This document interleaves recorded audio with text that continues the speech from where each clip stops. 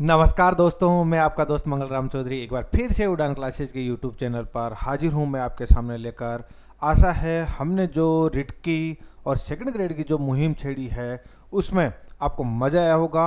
आपने हमारे मनोविज्ञान के एमसीक्यू देखे होंगे और मुझे पक्का विश्वास है आपने अच्छा परफॉर्मेंस किया होगा। तो हम आपके सामने आज उसी कड़ी का दूसरा रूप, यानी कि जैसा कि हमने शेड्यूल बना रखा था, अब हम बात करेंगे राजस्थान के एकीकरण के एमसीक्यू की। दोस्तों, आपको पता है हर एग्जाम में हर बार इस टॉपिक से क्वेश्चन पूछे जाते हैं। तो मुझे पक्का यकीन है आपने अच्छी तैयारी कर रखी होगी, तो इनके 10 में से कम 8 क्वेश्चनों का जरूर आप आंसर दोगे। अगर आप 7 या 8 क्वेश्चनों का अच्छे से आंसर दे पा रहे हो तो आपकी तैयारी अच्छी है और उसे और अच्छी बनाने की ज़रूरत है। और अगर नहीं दे पा रहे हो तो आपको बहुत ज़्यादा मेहनत करने की ज़रूरत है। तो दोस्तों, चलते हैं हम अपने एकीकरण के टॉपिक से जुड़े हुए रिलेटेड जो महत्वपूर्ण क्वेश्चन है उनकी तरफ। तो इससे पहले अगर आपने हमारा चैनल सब्सक्राइब नहीं किया है तो इसे सब्सक्राइब कीजिएगा, बेल आइकन को दबाइएगा और लाइक और शेयर भी कीजिएगा। दोस्तों, आपके सामने है ये क्वेश्चन नंबर 1। मैं आपको थोड़ा मौका दूंगा, आप उसे अपने मन में टिक लगाइएगा या कॉपी और पेन रखिएगा, टिक लगाइएगा और फिर मुझे लास्ट में बताइएगा आपके 10 में से कितने क्वेश्चन ठीक रहे हैं। कमेंट बॉक्स में ज़रूर बताइएगा। बात कर लेते हैं, संयुक्त राजस्थान के मंत्रिमंडल में कौन शामिल नहीं था। मैं फिर कहता हूं, इस पर ध्यान दिया करो, था, है या नहीं था। बात करें प्रेम नारायण माथुर की, भूरे लाल भैया की, गोकुल लाल असावा की या अबिन हरी की। क्या इसमें इनमें से कोई ऐसा व्यक्ति है जो इस मंत्रिमंडल में शामिल नहीं था? देख लीजिएगा।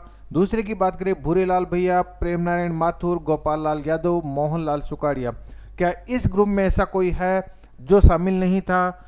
मैं बात करूं मोहनलाल सुकाड़िया, ब्रज सुंदर शर्मा, भोगीलाल पंड्या, गोकुल लाल असावा। क्या इस ग्रुप में कोई ऐसा व्यक्ति है जो शामिल नहीं है? या भोगीलाल पंड्या, भूरेलाल भैया, गोकुल लाल असावा, मोहनलाल सुकाड़िया, इस ग्रुप में आपको कोई ऐसा शख्स दिखाई दे रहा है जो शामिल नहीं है? तो अगर मैं बात करूं दोस्तों, तो आपने भी चूज कर लिया होगा कौन सा आंसर रहेगा। अगर मैं बात करूं तो देखिएगा, आपका 2 नंबर का इसमें आंसर नहीं रहेगा। यानी कि इनके मंत्रिमंडल में देखिए, भूरेलाल भैया तो शामिल थे, प्रेम नारायण माथुर भी शामिल थे, लेकिन कौन शामिल नहीं थे? गोपाल लाल यादव शामिल नहीं थे। मोहनलाल सुकाड़िया भी क्या थे दोस्तों? शामिल थे। अगर मैं बात करूं अबिन हरी की भी शामिल थे। तो बाकी 3 ऑप्शन अपने आप ठीक है और इनमें कौन सा ठीक नहीं है? गोपाल लाल यादव ठीक नहीं है। बहुत ही महत्वपूर्ण है और आजकल इस टाइप के क्वेश्चन पूछे जाने लगे हैं। चलते हैं दोस्तों दूसरे क्वेश्चन के प्रकार में। देखिएगा, राजस्थान एकीकरण के समय महात्मा गांधी की हत्या का षड्यंत्र रचने के शक में किस शासक को दिल्ली में नजरबंद किया गया था? बहुत ही अच्छा क्वेश्चन है, बहुत ही बार पूछा गया है। तो देखिएगा, चलते हैं आंसर की ओर। आप भी लगा लीजिएगा। उदय भान सिंह है क्या, तेज सिंह है क्या, या गणेश पाल है, या ब्रजेंद्र सिंह है? दोस्तों, आपने अपना आंसर चूज कर लिया होगा। अगर बात करें तो इसके षड्यंत्र में, महात्मा गांधी की हत्या के षड्यंत्र के शक में किस व्यक्ति को? तेज सिंह को। किसको भाई? तेज सिंह को, जो कहां का शासक था? आपको सभी को पता है, अलवर का शासक था। अलवर का शासक था दोस्तों। तो देखिएगा, आपने लगा लिया होगा। देखिए, इनका विश्लेषण, प्रत्येक का विश्लेषण मैं आपका जो संडे की पूरी टेस्ट सीरीज लेंगे उसमें करेंगे, ताकि आपको भी मजा आए। ऐसे आपको पता ही है, चलो मैं बता ही देता हूं। ब्रजेंद्र भरतपुर के थे और गणेश पाल आपको पता ही है कहाँ के थे, करौली के थे। और उदय भान सिंह आपको पता ही है कहाँ के थे, धौलपुर के थे। ऐसे मैं क्या है, ज़्यादा विश्लेषण कर दूंगा तो हो सकता है अगले क्वेश्चनों में आपको हेल्प मिल जाए और आप जो अपनी तैयारी को आंकने का अवसर खो दे। इसलिए मैं ज़्यादा विश्लेषण नहीं कर रहा हूं, संडे को करेंगे अच्छा सा विश्लेषण। तो देखिएगा दोस्तों, अगले क्वेश्चन की तरफ बढ़ते हैं। राजपूताना एजेंसी का कौन सा क्षेत्र अक्टूबर 1947 तक गुजरात में नहीं मिला था? बहुत ही अच्छा क्वेश्चन है, बहुत ही प्यारा क्वेश्चन है। देखिएगा, क्या पालनपुर नहीं मिला था, या दाता नहीं मिला था, या सिरोही नहीं मिला था या विजयनगर नहीं मिला था। एक बार आपने भी अपना आंसर चूज कर लिया होगा दोस्तों, इनमें से कौन सा नहीं मिला था। मेरे बताने से पहले आप जरूर अपना आंसर चूज करिएगा ताकि आपको पता चले कि आपकी तैयारी कैसी है। आपको पता है दोस्तों इसमें कौन नहीं मिला था, सिरोही नहीं मिला था। क्यों? क्योंकि सिरोही अलग से नवंबर 1947 में जाकर मिला था। तो इस प्रकार से अगर बात कर ली जाए तो इसका आंसर क्या है, सिरोही है।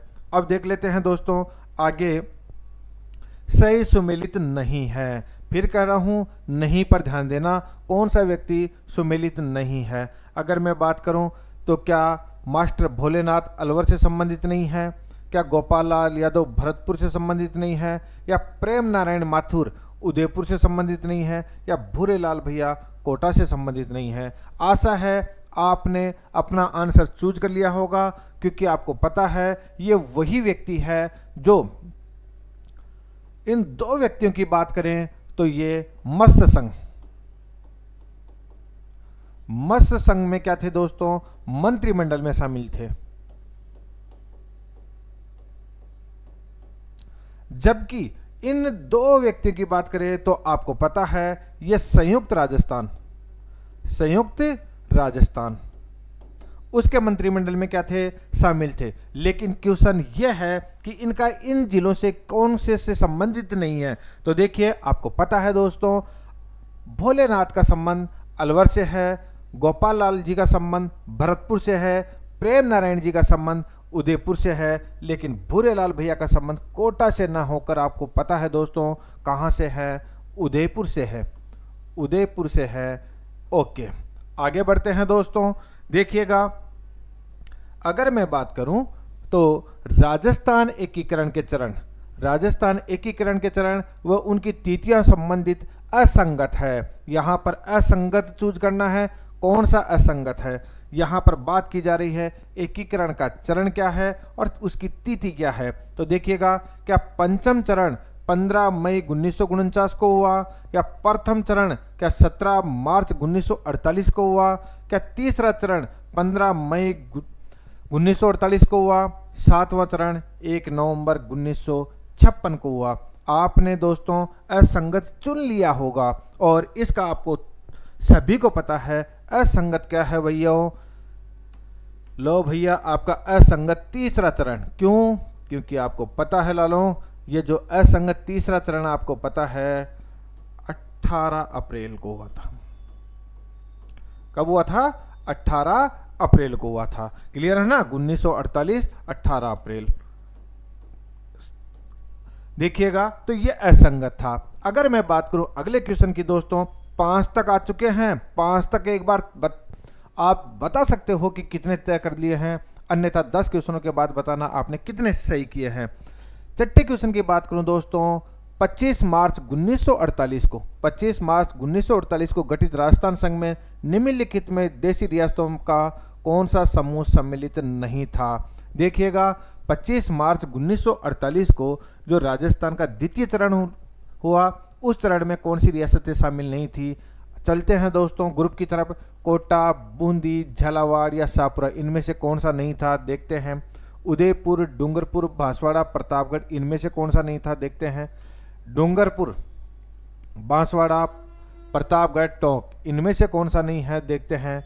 कोटा, बूंदी, किशनगढ़ और शाहपुरा, इनमें से कौन सा नहीं है, देखते हैं। तो देखिएगा 25 मार्च 1948 को गठित राजस्थान संघ में सम्मिलित देशी रियासतों का कौन सा समूह सम्मिलित नहीं है। देखिएगा आपको पता है कोटा भी है, बूंदी भी है, झालावाड़ भी है, शाहपुरा भी है। तो ये तो है दोस्तों, ये तो है उदयपुर, डूंगरपुर, बांसवाड़ा, प्रतापगढ़। दोस्तों आपको पता है उदयपुर नहीं है, तो आंसर क्या रहेगा, ये रहेगा आंसर। तो देखिएगा उदयपुर सम्मिलित नहीं था क्योंकि वो तो संयुक्त राजस्थान में, बाकी डूंगरपुर भी सम्मिलित था, बांसवाड़ा, प्रतापगढ़, टोंक ये भी सम्मिलित था। और अगर मैं बात करूं कोटा, बूंदी, किशनगढ़, शाहपुरा ये भी सम्मिलित था। तो देखिए दोस्तों आपको पता है इसका जो होगा ये होगा उदयपुर, सम्मिलित नहीं था। हाँ जी, अगले क्वेश्चन की ओर बढ़े दोस्तों। मत्स्य संघ के निर्माण से संबंधित निम्न में से कौन सा कथन असत्य है? अगर मैं बात करूं मत्स्य संघ का निर्माण से संबंधित कौन सा कथन सत्य नहीं है, उस पर फोकस करिएगा आप। मत्स्य संघ का निर्माण राजस्थान के एकीकरण का प्रथम चरण था, क्या यह सही नहीं है?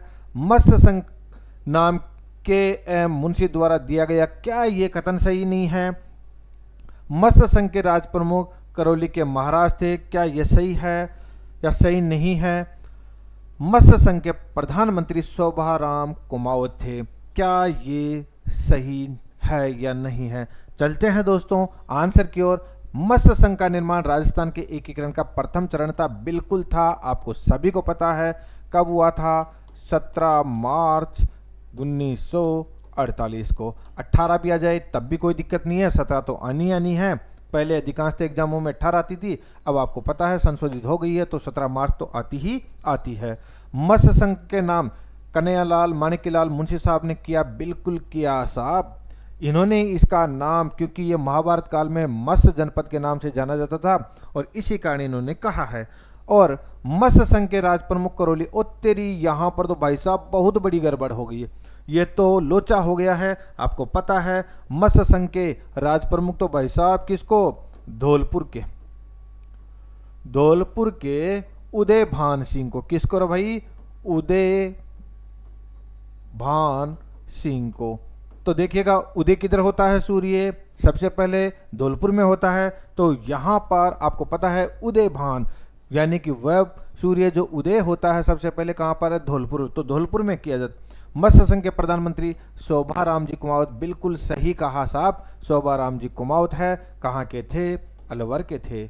क्लियरिटी है। आगे बढ़ते हैं दोस्तों। तो इस प्रकार से इसका आंसर क्या रहेगा आपको पता है क्या? आंसर ये रहने वाला है मत्स्य संघ के राज प्रमुख करौली के महाराजा थे, नहीं थे, धौलपुर के उदय भान सिंह थे। देखिएगा दोस्तों, रियासतों से संबंधित समस्याओं के समाधान के लिए रियासती विभाग की स्थापना कब की गई? देखिएगा, अगर बात करें रियासती विभाग की स्थापना कब की गई थी, क्या 4 जनवरी 1947 को की गई, या 10 अक्टूबर 1946 को की गई, या 5 जुलाई 1947 को की गई, या 31 मार्च 1948 को की गई?